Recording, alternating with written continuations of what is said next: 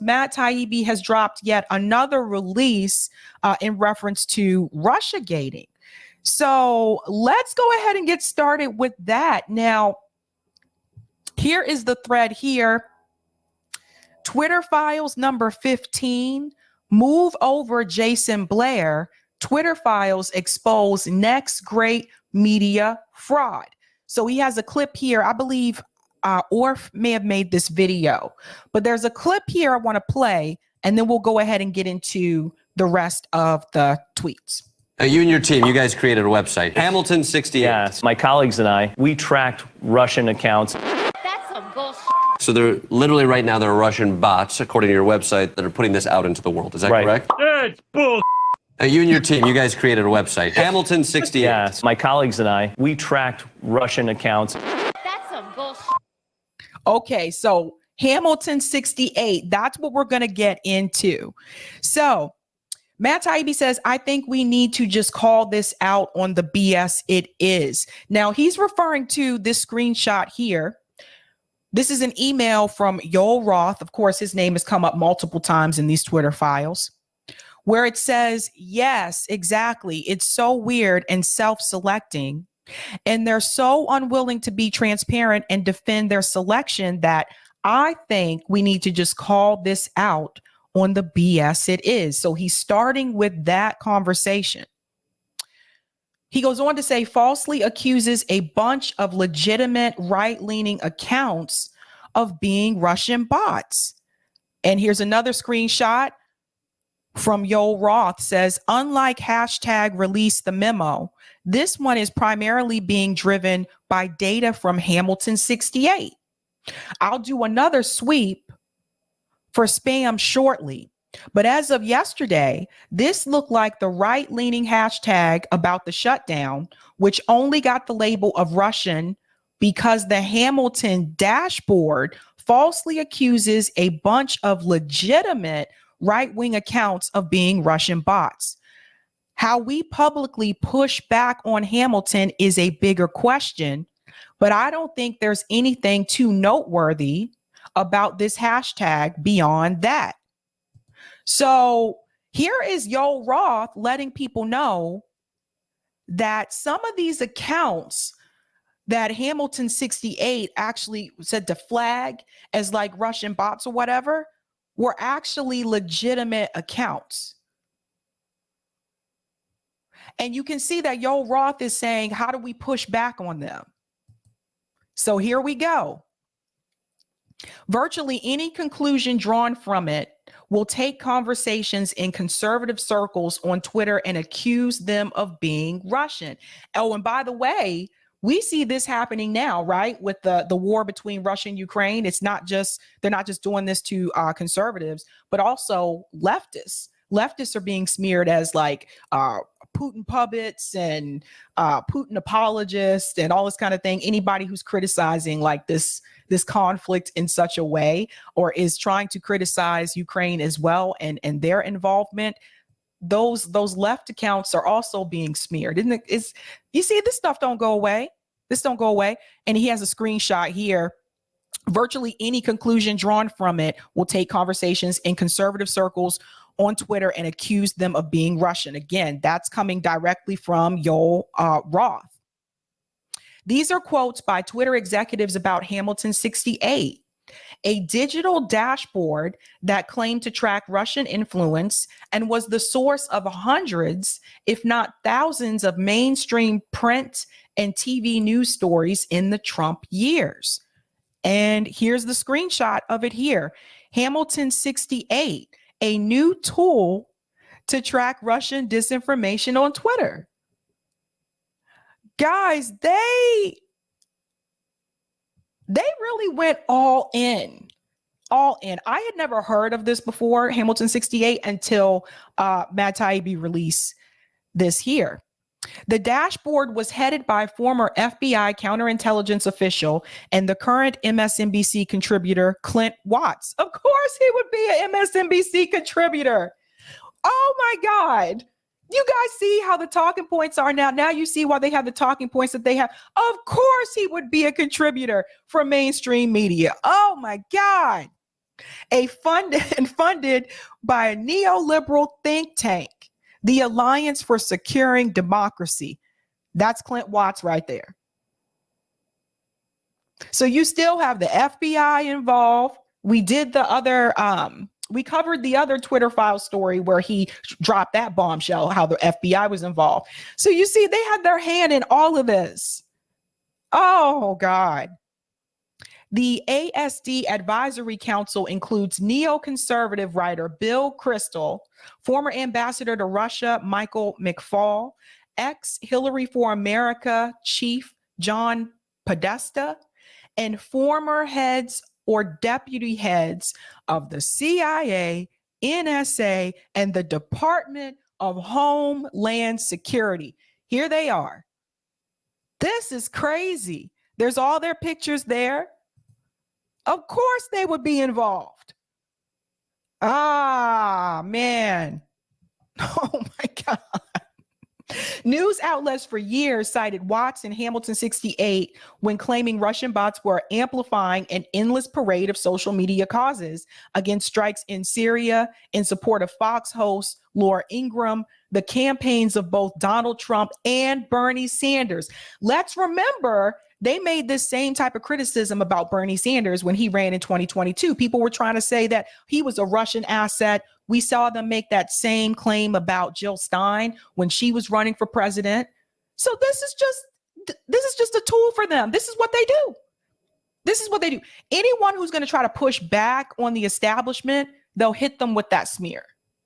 Boy, I tell you. And you can see the headlines here. One tiny corner of the U.S. government pushes back against Russian disinformation. This is laughable. Russia-linked accounts are tweeting their support of embattled Fox News host Laura Ingraham. This was posted by the Washington Post. Like, are they going to retract this information? The Russian bots are coming. This bipartisan duo is on it. Look at this, guys. That's Politico. All of them. They need to retract all of it. Securing Democracy Dispatch, special edition, Mueller's indictment. It says here, supporting Senator Bernie Sanders and Donald Trump.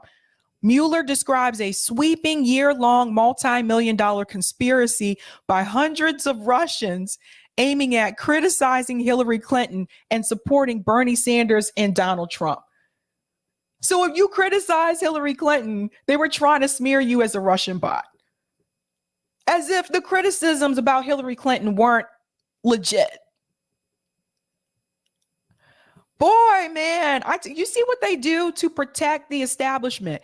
So Hamilton 68 was the source for stories claiming Russian bots push terms like deep state or hashtags like fire McMaster, Schumer shut down, walk away, release the memo, Alabama Senate race, and Parkland shooting, among others. And again, he has the headlines like, see, fire McMaster, not Damore. Twitter bots are thriving and they're more lethal than ever. This is CNN. Russian bots are using walk away to try to wound Dem in the midterm. Can you trust these media outlets? Seeing this, can you trust them? Have they come back and retracted these headlines? Because I know CNN is notorious for not doing that, by the way. This is crazy. Crazy. Mother Jones. Russian propagandists are pushing for Roy Moore to win. Jesus. I don't know how people keep falling for this. Politico again. Russia pushes more deep state hashtags. The secret ingredient to Hamilton 68's analytical method, a list. Our analysis has linked 600 Twitter accounts to Russian influence activities online, and was how the site put it at launch. And there's the screenshot of it there. Jesus. Hamilton 68 never released the list, claiming the Russians will simply shut down the accounts. All those reporters and TV personalities making claims about Russian bots never really knew what they were describing. Call it out, Matt. Call it all out. And there's a screenshot here where it says Rosenberger and Fly disclosed their methodology on their website and say they can't reveal the list of the 600 accounts they are following, or the Russians will simply shut them down. Guys, people fell for this. People believed it. Twitter executives were in a unique position to recreate Hamilton's list, reverse engineering it from the site's request for Twitter data. Concerned about the deluge of Hamilton-based news stories, they did so, and what they found shocked them. So here's an email screenshot here. At long last, I've been able to reverse engineer the list of accounts behind Hamilton 68 dashboard. So again, that's coming from Yoel Roth. Let's go on. These accounts, they concluded, are neither strongly Russian nor strongly bots. No evidence to support the statement that the dashboard is a finger on the pulse of Russian information ops, hardly illuminating a massive influence operation. And again, here's screenshots of those emails coming from Yoel Roth, where he's confirming that. And they were still trying to push it. Says it right here. The findings were generally that these accounts are neither strongly Russian nor strongly bots. People can just say anything. God. In layman's terms, the Hamilton 68 barely had any Russians. In fact, apart from a few RT accounts, it's mostly full of ordinary Americans, Canadians, and British. It was a scam. Instead of tracking how Russia influenced American attitudes, Hamilton 68 simply collected a handful of mostly real, mostly American accounts and described their organic conversations as Russian screaming. In other words, they lied. What is that, JB? Aaron Mate has been vindicated. They lied. They just made this stuff up. They just made it up. And mainstream media outlets shared the story. They went right along with it. Right along with it. So who was their source? Who was Politico's source? Who was CNN's source?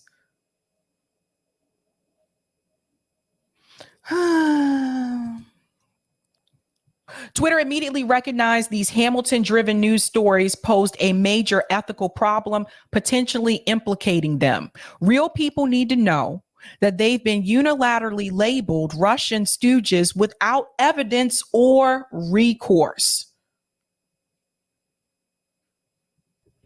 And so many people went along with it. Some Twitter execs badly wanted to out Hamilton 68 after Russians were blamed for hyping the Parkland shooting hashtag. One wrote, "Why can't we say we've investigated," and citing Hamilton 68 being wrong, irresponsible, and biased.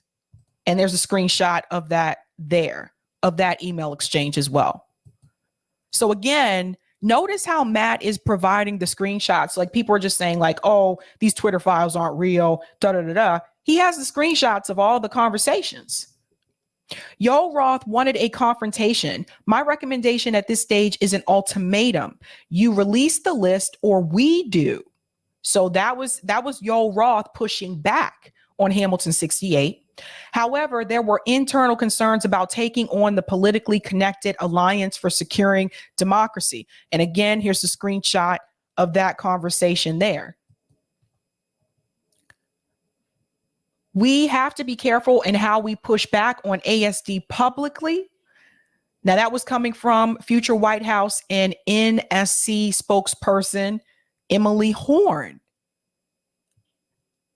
We have to be careful how much we push back. That's coming from Emily Horn, who later on became a White House spokesperson. They're all in there, man. They're all in there. I also have been very frustrated in not calling out Hamilton 68 more publicly. But understand, we have to play a longer game here. That's coming from Carlos Monje, the future senior advisor to Transportation Secretary Pete Buttigieg. Guys, they're all in deep. They're all in deep. These people now have positions with the White House. You can't trust what they say. This is no. And there's the screenshot there from Carlos Manji. Is Carlos going to respond to this? Like, this is not ethical. So the legitimate people, as one Twitter exec called them, never found out they'd been used as fodder for mountains of news stories about Russian influence because the Twitter files contained the list they've begun finding out now. I'm shocked, says Sonia Mansour, who as a child lived through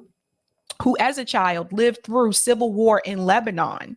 Supposedly in a free world, we are being watched at many levels by what we say online. Yes, you are.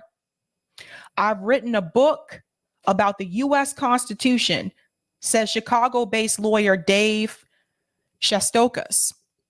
How I made a list like this is incredible to me. So this is one of the people that they were trying to label as like a Russian bot. This guy wrote a book about the U.S. Constitution. Oh my God. Jeez. When I was growing up, my father told me about the McCarthyite blacklist, says Oregon native Jacob Levitch. As a child, it would never have occurred to me that this would come back in force and broadly, in a way designed to undermine rights we hold dear.